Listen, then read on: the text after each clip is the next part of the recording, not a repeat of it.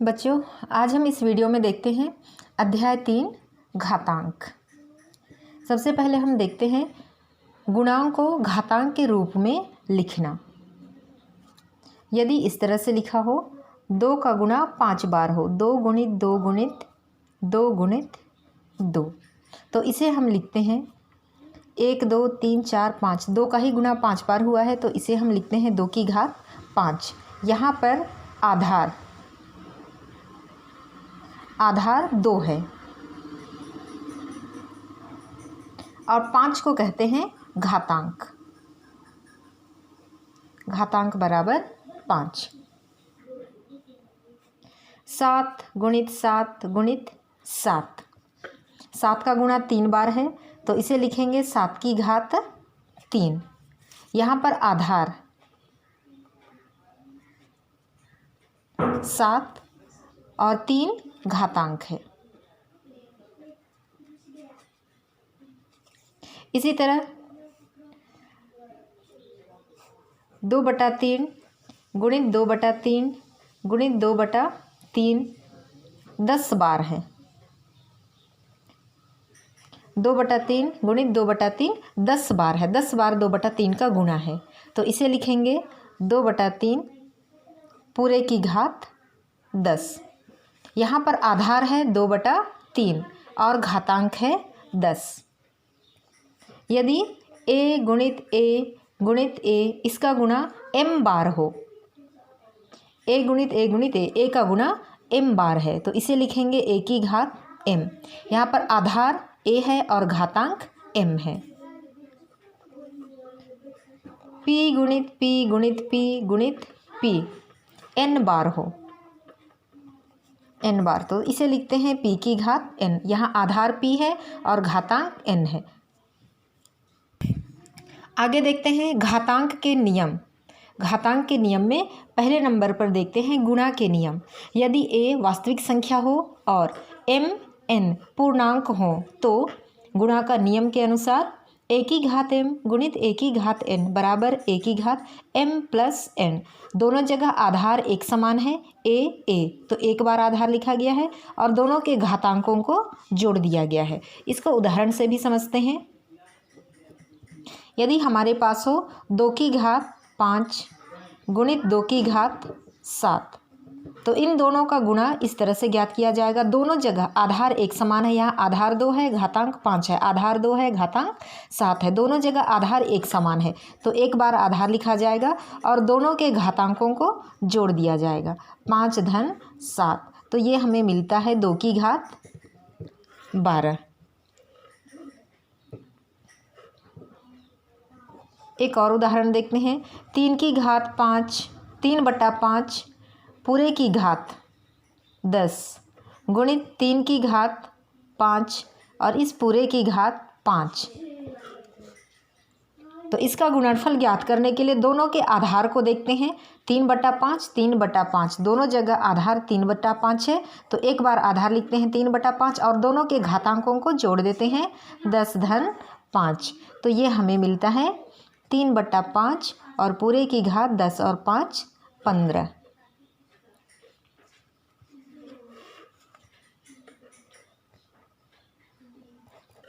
यदि 5 की घात 7 गुणित 5 की घात 8 गुणित 5 की घात 0, तो इन्हें गुणा करने के लिए हम तीनों का आधार देखते हैं। 5 5 5, तीनों जगह आधार 5 है तब एक बार आधार 5 लिखते हैं और तीनों के घातांकों को जोड़ देते हैं। 7 धन 8 धन 0। 5 की घात तीनों को जोड़ देते हैं, 7 और 8 15, 15 और 0 15, ये आता है 5 की घात 15। आगे देखते हैं भाग का नियम। a की घात m बटा a की घात n। a की घात m को a की घात n से भाग देना हो तो ये ऐसा होता है। दोनों जगह आधार एक समान है तो आधार a लिखते हैं और अंश की घात ऋण हर की घात। आधार की घात के रूप में अंश की घात में से हर की घात को घटाते हुए लिख लेना है। उदाहरण से समझिए।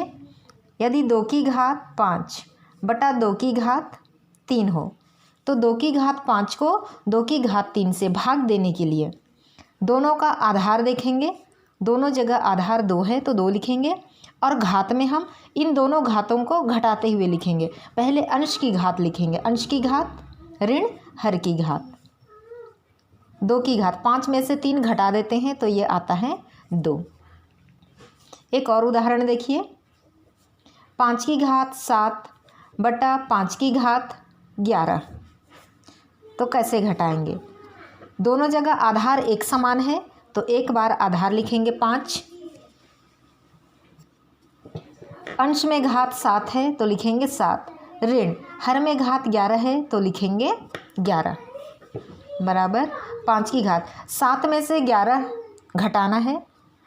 7 धनात्मक है और 11 ऋणात्मक है, एक संख्या धनात्मक है एक संख्या ऋणात्मक है। ऐसी स्थिति में हम घटाते हैं, 11 में से 7 घटा देते हैं तो बचता है 4, और बड़ी संख्या का जो चिन्ह है वही चिन्ह लगाते हैं, 5 की घात ऋण चिन्ह, 5 की घात ऋण 4। एक और उदाहरण देखते हैं, p की घात 9 बटा p की घात 5 हो। p की घात 9 को p की घात 5 से भाग देना हो तो दोनों जगह आधार एक समान है इसलिए एक बार p लिखा जाएगा। अंश में घात 9 है, ऋण हर में घात 5 है, घटा देते हैं। 9 में से 5 घटाने पर घात आता है 4, p की घात 4। कुछ प्रश्न हल करके देखते हैं। पेज नंबर 64 में देखते हैं। उदाहरण 1, सरल कीजिए। पहला प्रश्न है 3 की घात 5 गुणित 9 की घात 4। 3 की घात 5 गुणित, यहाँ पर आधार 9 है, यहाँ आधार 3 है, यहाँ आधार 9 है। आधार 9 को हम 3 के रूप में लिख सकते हैं। 9 बराबर 3 गुणित 3, 3 तिया 9 होता है तो 9 को लिख सकते हैं 3 गुणित 3। 3 का 2 बार गुणा है तो हम लिख सकते हैं 3 की घात 2, तो 9 को हम लिख सकते हैं 3 की घात 2, तो 9 के स्थान पर हम लिखेंगे 3 की घात 2। और इस पूरे की घात है 4, घात 4 पहले से है इसलिए ब्रैकेट के बाहर घात 4 लिख लेते हैं। आगे हल करते हैं। 3 की घात 5 गुणित 3 की घात, ब्रैकेट के अंदर घात 2 है, ब्रैकेट के बाहर घात 4 है तो इन दोनों घातों का गुणा होगा। 3 की घात 4 दूनी 8, क्योंकि एक नियम है, एक ही घात यदि m और ब्रैकेट के बाहर घात n हो तो एक ही घात m n होता है, घातों का गुणा हो जाता है। तो इस नियम के अनुसार यहाँ पर 3 की घात 4 दूनी 8 होगा, दोनों घातों का गुणा होगा। अब देखते हैं, दोनों जगह आधार एक समान है तो एक बार आधार लिखेंगे और दोनों घातों को जोड़ देंगे, 5 धन 8। तो 3 की घात 8 और 5 को जोड़ देते हैं, 3 की घात 13। अगला प्रश्न है 6 की घात 2 पूरे की घात 4 गुणित 6 की घात 5 बटा 6 की घात 4। यहाँ पर तीनों जगह आधार एक समान है, यहाँ हम घातों को गुणा कर देंगे। 6 की घात 2 गुणित 4 है, 4 दूनी 8 गुणित 6 की घात 5 और बटे में है 6 की घात 4। पहले हम इन दोनों को गुणा कर देते हैं। दोनों जगह आधार एक समान है तो एक बार लिखेंगे 6, घात यहाँ पर 8 है और यहाँ पर घात 5 है तो 8 5 13 बटा 6 की घात 4। अब 6 की घात 13 को 6 की घात 4 से भाग देना है तो एक बार लिखेंगे 6, क्योंकि दोनों जगह आधार एक समान है, 6 और 6 है तो एक बार लिखते हैं 6। अंश में घात 13 ऋण हर की घात 4, घटा देते हैं, 13 में से 4 घटा देते हैं तो आता है 9। आंसर है 6 की घात 9।